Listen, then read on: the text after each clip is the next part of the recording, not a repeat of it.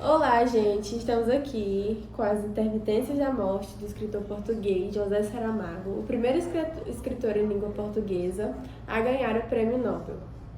Assim como seus outros livros, o Ensaio sobre a Cegueira e o Evangelho segundo Jesus Cristo, esse livro também possui uma linguagem cheia de ironias, com ferrenhas críticas sociais, e também uma característica própria do autor, que é a ausência de pontuação conforme a variedade padrão da língua, e parágrafos bem extensos que podem ser um pouco cansativos de ler e pode fazer com que o leitor demore um pouco a se acostumar, mas conta uma história muito interessante, fruto de uma criatividade imensa do autor, que é a história fantástica de um país fictício no dia em que a morte cessa os seus afazeres.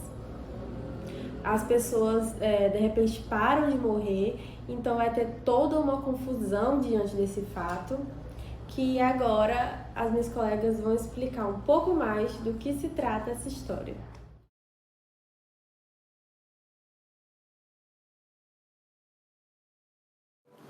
A obra de Saramago se passa em um país não especificado, em que a morte é um evento inevitável da vida para as pessoas. Só que certo dia, a morte decide não fazer mais o seu trabalho, fazendo com que as pessoas não morressem mais, independentemente da sua idade ou da sua condição física. E as pessoas ficam bastante contentes com a possibilidade de vida eterna. No entanto, a sociedade entra em um verdadeiro colapso, pois os hospitais eles ficam superlotados de pessoas doentes que não conseguem morrer, mesmo com o seu estado debilitado de saúde, e as funerárias elas passam a não prestar mais os seus serviços, pois as pessoas já não morrem mais.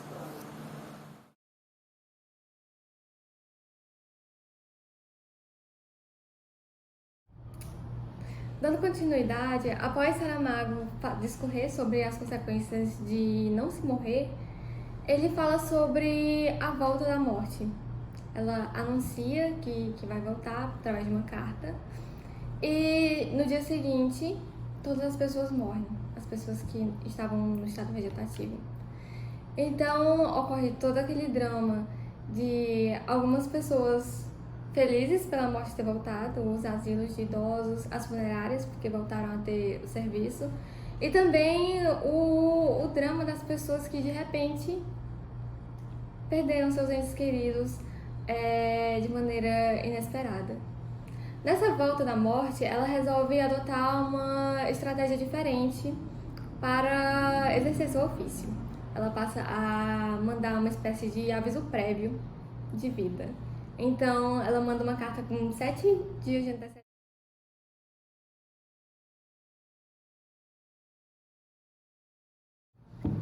Para dar tempo de um remetente resolver suas coisas, resolver pendências, reatar laços que rompeu e etc.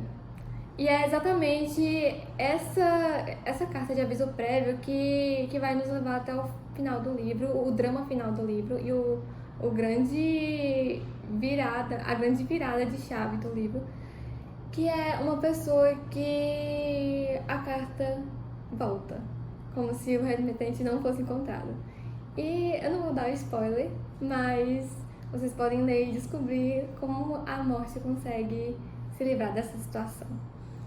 Então, esse livro ele é muito bom, ele traz diversos pontos de vista do Saramago, traz uma crítica ferrenha à exploração do capitalismo, a essa ideia de ódio à morte, de medo da morte. Ele traz uma visão muito interessante sobre a gente aceitar isso como uma passagem natural da vida. E agora nós vamos deixar um trechinho do discurso do Nobel dele, que fala um pouco sobre essa parte crítica do Saramago. Espero que gostem.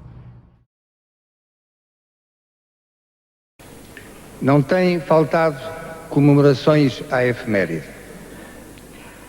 Sabendo-se, porém, como a atenção se cansa quando as circunstâncias lhe pedem que se ocupe de assuntos sérios, não é arriscado prever que o interesse público por esta questão comece a diminuir já amanhã.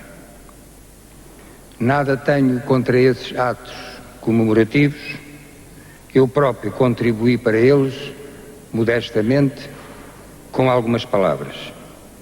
E uma vez que a data o pede e a ocasião não o desaconselha, permita-se-me que diga aqui umas quantas mais.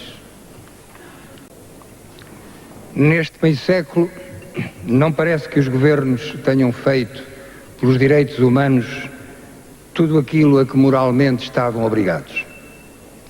As injustiças multiplicam-se, as desigualdades agravam-se, a ignorância cresce, a miséria alastra.